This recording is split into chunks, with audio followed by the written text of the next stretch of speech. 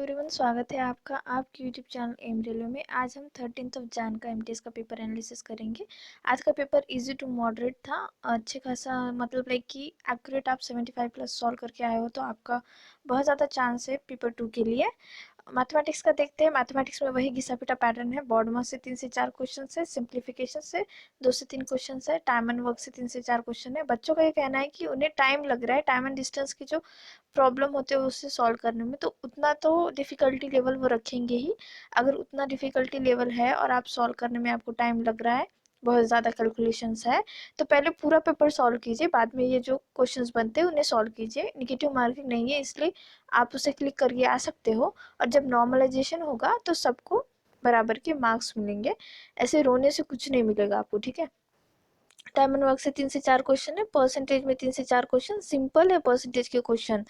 Then profit and loss से 4 से 5 question है, एवरेज से 4 से 5 क्वेश्चन, SICI से 3 से 4 क्वेश्चन, और ट्रेन से एक क्वेश्चन तो बन ही रहा है। तो देखो, जितने भी बच्चे अभी पोस्टमैन एंड मेलगार्ड के लिए प्रिपेयर कर रहे हैं उन लोगों को मैं बताना चाहूँगी, इतने ही चैप्टर करना, इससे ना एक ज़्यादा ना कम। ओके, इतने ही चैप्टर करना है आपको मैथमेटिक्स में।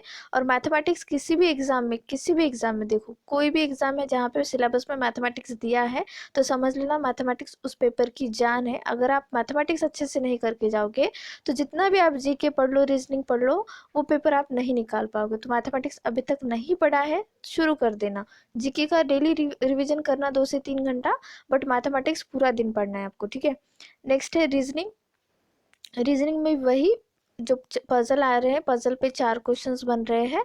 तो PQRS ST का सीटिंग अरेंजमेंट था रो फेसिंग साउथ में, तो ये इजी वन है। इसके ऊपर 4 क्वेश्चन बन रहे, एक पजल आ रही है, 4 क्वेश्चन बन रहे। तो टाइम लेके अच्छे से इसे जो है सॉल्व करना, डायग्राम वगैरह अच्छे से ड्रॉ करना, एंड देन उसके क्वेश्चंस का आंसर करना। क्यूब से 2 क्वेश्चंस बन रहे, तो प्लीज़ क्यूब वाला देख के जाना। फिगर काउंटिंग से 2 से 3 question, same as it is square ही पूछा जा रहा है। इनइक्वालिटी से 3 से 4 क्वेश्चंस। तो अगर रीजनिंग में ये पूरे चैप्टर्स आपने अच्छे से कर लिए हैं तो रीजनिंग करने की ज़रूरत नहीं है, क्योंकि रीजनिंग याद आ जाती है। बट मैथमेटिक्स में कंसेप्ट थोड़ा से अच्छे से करना है और फॉर्मूलेज याद कर लोगे तो मैथमेटिक्स भी अच्छे से बन जाएगा। मिरर इमेज से 2 से 3 क्वेश्चन, ब्लड रिलेशन से 3 क्वेश्चन, कोडिंग डिकोडिंग से 3 से 4 क्वेश्चन, एंड डायरेक्शन डिस्टेंस से 3 से 4 क्वेश्चन। मैं फिर से कहना चाहूँगी, डायरेक्शन एंड डिस्टेंस की डायग्राम अच्छे से ड्रॉ करना, क्योंकि आंसर क्लिक करने के लिए 5 सेकेंड भी नहीं लगेंगे। डायग्राम अगर ड्रॉ करोगे आप हड़बड़ी में तो जितने भी आप आंसर क्लिक करोगे 3 से 4, वो सारे के सारे रॉन्ग हो जाएंगे। सिटिंग अरेंजमेंट से 4 क्वेश्चंस बने हैं, इमेज सीरीज से 1 क्वेश्चन और नंबर सीरीज से 4 से 5 क्वेश्चन बना है, ठीक है।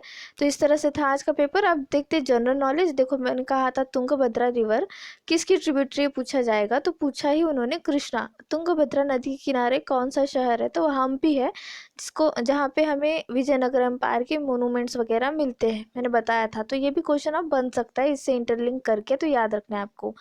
लोकमान्य तिलक ने कौन सा फेस्टिवल स्टार्ट किया था, मैंने कहा था आपसे कि एक पूछा ही जाएगा 100%। तो देखो, इन्होंने गणेश उत्सव स्टार्ट किया था, सार्वजनिक गणेश उत्सव, और छत्रपति शिवाजी महाराज की जयंती।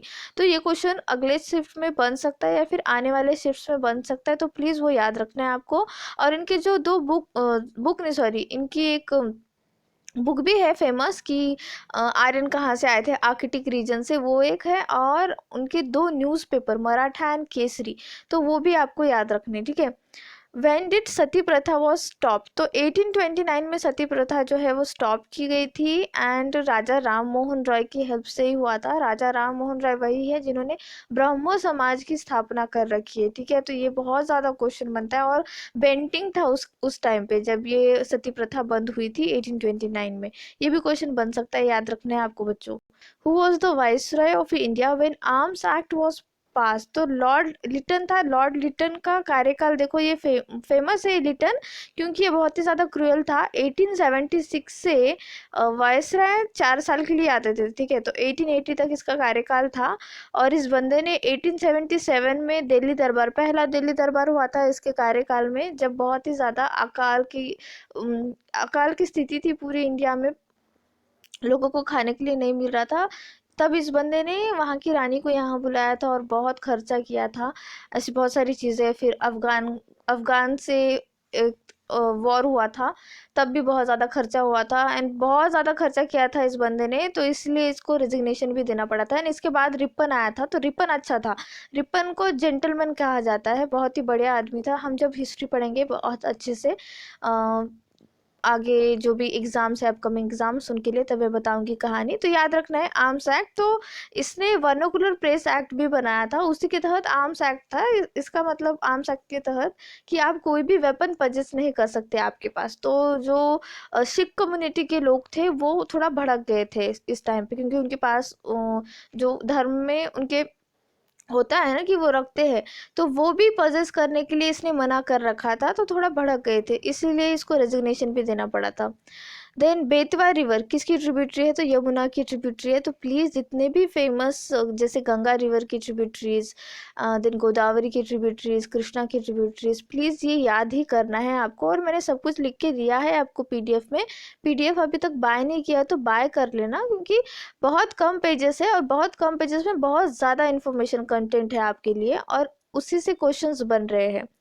नेक्स्ट है how many noble truth are there? तो 4 नोबल ट्रूथ है। मैंने कहा था आपसे जब मैंने बुद्धिज्म जैनिज्म पढ़ाया था आपको, तो अच्छे से कर लेना, इस पे क्वेश्चंस बनते हैं।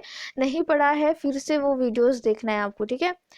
In India who is elected directly by the citizen? अब इसमें ऑप्शन नहीं दिया गया है, मुझे पता नहीं कि ऑप्शन में क्या था, लेकिन अगर हाँ वहाँ पे एमपी लोकसभा के अगर मेंबर ऑफ पार्लियामेंट कहा जाए तो हाँ हम वो उन्होंने डायरेक्टली पीपल ही वोट करता है एंड फिर वो लोकसभा के एमपी बन जाते हैं। एंड देन उनमें से जो पार्टी ज़्यादा जीत कर आती है वो लोग डिसाइड करते हैं प्राइम मिनिस्टर को प्रेसिडेंट इलेक्ट कर लेता है। एंड मतलब like select kind of, not elect, select कर लेके उसको उन्हें ओथ भी प्राइम मिनिस्टर को ओथ दिलाते हैं।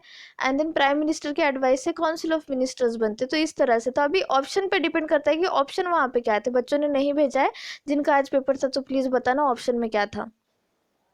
इंडिया की रैंक पूछी गई है एशिया कॉन्टिनेंट में एरिया वाइज, तो वो है 3rd रैंक, ठीक है। अगर ऑल ओवर द वर्ल्ड पूछा जाए तो हम 7th रैंक पे है, ठीक है। कितने? 7th रैंक पे है। Which country has the longest boundary with India? तो ये है बांग्लादेश। अब लॉन्गेस्ट पूछ लिया ना तो पूछेगा शॉर्टेस्ट, तो याद रखना अफगानिस्तान है। आर्टिकल 74 के बारे में पूछा गया तो उसमें काउंसिल ऑफ मिनिस्टर के बारे में बात की जाती है आर्टिकल 74 के। तो प्लीज़ ये जो है ऐसे जो आर्टिकल, ऑड आर्टिकल है जो बहुत बार पूछे नहीं जाते, तो ऐसे आर्टिकलों का रट्टा मारना है, क्योंकि इनकी रिपीट होने की प्रोबेबिलिटी बहुत ज़्यादा होती है, ठीक है। अमेंडमेंट पूछ ली गई थी 1992 में। तो ये अमेंडमेंट क्या हुई थी, जो हमारा 8वां शेड्यूल है, 8th schedule of our constitution, उसमें लैंग्वेजेस दी गई है, ठीक है। तो 22 लैंग्वेजेस है हाल फिलहाल, उसमें जो है तब के टाइम पे 1992 में कुछ लैंग्वेजेस ऐड की गई थी, जैसे कि कोंकणी, मैथी मणिपुरी एंड नेपाली लैंग्वेज। तो और एक बात ये भी याद रखनी है आपको, अगर क्वेश्चन बनता है कि कौन सी ऐसी फॉरेन लैंग्वेज है जो हमारे कॉन्स्टिट्यूशन में ऐड है, तो वो है Nepali, only 1 language Nepali, okay. Powada is a poetry of which state? तो ये बोलने की ज़रूरत नहीं, महाराष्ट्र की है, बहुत ही हमने बचपन से पढ़ रखा है ये, तो इजी वन था ये, आप कोई भी जो है आंसर कर सकते थे। द्रोणाचार्य अवार्ड किस फील्ड में दिया जाता है? तो ये outstanding coaches in sports and games, तो ये भी पता है द्रोणाचार्य अवार्ड। देन प्रियम्बल में जो ब्रदरहुड है, ठीक है, ब्रदरहुड, उसको क्या इंडिकेट करता है? तो फैटर्निटी, ठीक है। फ्रैटर्निटी का मतलब होता है ब्रदरहुड। अब ये पूछ लिया ना तो पूछ सकता है सेकुलरिज्म का मतलब होता है धर्मनिरपेक्ष, और है इंटीग्रिटी अखंडता। तो ये क्वेश्चन बनते हैं। मैंने कहा था जब मैंने पॉलिटी पढ़ाया था कि प्रियम्बल पूरा अच्छे से पढ़ लो, उसके एक एक शब्द पे क्वेश्चन बनते हैं। हमने कॉन्स्टिट्यूशन कब अडॉप्ट किया था? 26 नवंबर 1949 को, वो भी वहाँ पे डेट लिखी हुई है, तो वो भी क्वेश्चन बनता है। तो प्रियम्बल जो है हमारे कॉन्स्टिट्यूशन की समरी भी है, हमारे कॉन्स्टिट्यूशन का इंट्रोडक्शन भी है, और प्रियम्बल बताता है कि हमारी क्या पॉलिसी है, लाइक पॉलिसी मतलब हमारी क्या मंशा है कॉन्स्टिट्यूशन बनाने के पीछे, ठीक है, इस तरह का। नेक्स्ट क्या है? Next question, okay. बोध गया के बारे में पूछा गया था कि गौतम बुद्धा को इनलाइटमेंट कहाँ मिली? मैंने कहा था, अब ये पूछ लिया ना किस नदी के किनारे मिली, ये भी पूछ सकता है, या फिर ऐसे पूछ सकता है कि इन्होंने अपना शरीर कहाँ त्यागा, मतलब लाइक कि खुशीनगर उत्तर प्रदेश है ना, तो कहाँ इन्होंने जो है अपना शरीर छोड़ दिया। तो इस तरह के क्वेश्चंस बन सकते हैं, तो प्लीज़ बुद्धिज़्म जैनिज़्म अच्छे से पढ़ लेना है आपको। जूट का लार्जेस्ट प्रोड्यूसर इन इंडिया तो वेस्ट बंगाल है, ये तो सबको पता ही होना चाहिए। लार्जेस्ट प्रोड्यूसर जैसे कॉटन में गुजरात है, तंबाकू में आंध्रा है, तो ये जो फेमस होते हैं ना उस तरह के आपको याद ही कर लेना है। नेक्स्ट क्या है, स्वामी विवेकानंद जी ने कौन सा मिशन लॉन्च किया था? वो रामकृष्ण मिशन लॉन्च किया था। राजा राम मोहन राय ने कौन सा किया था? ब्रह्मो समाज लॉन्च किया था। तो प्लीज़ ये जो है मैंने कहा था भक्ति मूवमेंट से क्वेश्चन बनेंगे ही, और 100% बनेंगे। इस बार बने हैं, अगली बार भी बनेंगे, प्लीज़ याद कर लेना है आपको। आईसीसी अंडर-19 का वर्ल्ड कप 2020 का विनर कौन है? तो बांग्लादेश। ये क्यों पूछा गया मैं बताती हूँ आपको, क्योंकि हम हारे थे इनसे, इसलिए ये इंटरलिंक किया है इन्होंने। तो बांग्लादेश है इसका राइट आंसर। इसरो का जो रीजनल एकेडमिक सेंटर है हाल फिलहाल कहाँ पे इस्टेब्लिश हुआ, ये क्वेश्चन है। तो ये करंट अफेयर से क्वेश्चन है, अच्छा क्वेश्चन है। वाराणसी उत्तर प्रदेश में, ये याद कर लो, फिर से रिपीट हो सकता है ये question. Next, bronze dancing girl was founded with civilisation. Same question repeat हुआ है आज की सेकंड शिफ्ट एनटीपीसी में, ठीक है। तो ये कहाँ पे पाया गया? इंडस वैली सिविलाइजेशन, मोहनजोदड़ो, याद रखना है आपको ये। Capital of Kerala Thiruvananthapuram, easy one. Surat किस नदी के किनारे? मतलब इतने दिनों से मैं बोल रही हूँ कि तापी नदी के किनारे या फिर ताप्ती नदी भी कहते हैं उसे, आ गया ना क्वेश्चन। अगर अच्छे से आपने सुन लिया होता तो 1 मार्क्स मिल जाता आपको। आगे भी पूछा जा सकता है, जितने भी मैंने लिख के दिए हैं आपको पीडीएफ में, फेमस फेमस सिटीज और वो किस नदी के किनारे है, वो आपको याद ही करना है। ईस्ट इंडिया कंपनी से 3 क्वेश्चन थे। अब पता नहीं बच्चों ने क्या क्वेश्चन मुझे भेजे नहीं, बस इतना कहा कि मैम 3 क्वेश्चन थे। तो प्लीज़ अगर आप आज की शिफ्ट में पेपर देकर आए हो तो मुझे बताना कि क्या क्वेश्चन थे। इससे क्या होगा, मैं अगली शिफ्ट वाले बच्चों को बता दूंगी कि अब क्या इंटरलिंक करके पूछा जा सकता है। Which of the following is an island of Andaman? देखो मैंने कहा था अगर लक्षद्वीप के आइलैंड पूछ सकता है, तो आज इन्होंने अंडमान की पूछ लिया है, ठीक है। तो अंडमान एंड निकोबार में जितने भी छोटे छोटे छोटे आइलैंड है ना, वो सब भी याद कर लो, ठीक है। अगर आपने ये करके आए हैं नारकोंडम आइलैंड, तो आपका राइट है, अदरवाइज रॉन्ग है। ये फिर से वही पूछ लिया है, देखो वो रिपीट हो गया है क्वेश्चन, ठीक है। तो इस तरह का था आज का पेपर, इजी वन था। अगर आपने 75+ सॉल्व किए हैं तो आपका बहुत ज़्यादा चांसेस बनता है पेपर 2 के लिए। अच्छे से पढ़ाई शुरू कर देना पेपर 2 के लिए। Thank you so much.